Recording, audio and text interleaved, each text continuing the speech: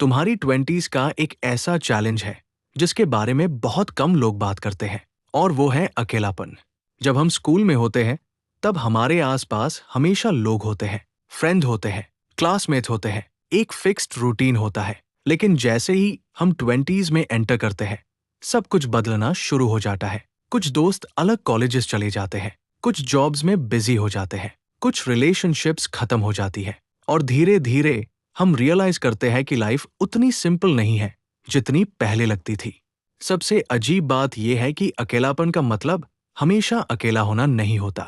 कई बार लोगों से घिरे होने के बाद भी इंसान अंदर से खाली फील करता है, क्योंकि ये फीलिंग लोगों की कमी से नहीं, अंडरस्टैंडिंग की कमी से आती है। तुम्हारी ट्वेंटीज इमोशनली कंफ्यूजिंग इसलिए भी होती है क्योंकि इस एज में तुम खुद को समझने की कोशिश कर रहे होते हो।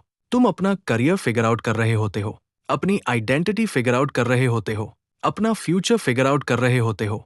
और कभी कभी ये जर्नी बहुत मुश्किल और अलग थलग फील हो सकती है। इस फेज में बहुत लोग इस फीलिंग से बचने की कोशिश करते हैं। कॉन्स्टेंट स्क्रोलिंग, एंडलेस एंटरटेनमेंट, या फिर हमेशा बिजी रहना। लेकिन प्रॉब्लम यह है कि इस फीलिंग से भागने से वो खत्म नहीं होती।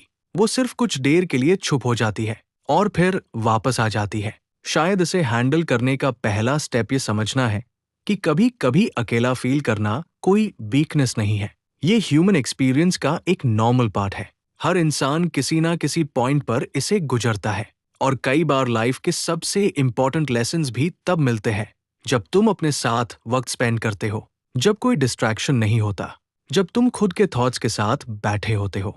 तुम्हारी ट्वेंटीज का गोल हर वक्त लोगों से घिरे रहना नहीं है। गोल यह है कि तुम अपनी कंपनी में कंफर्टेबल होना सीखो, क्योंकि जो इंसान खुद के साथ पीसफुली रह सकता है वो दुनिया के प्रेशर को भी बेटर हैंडल कर सकता है।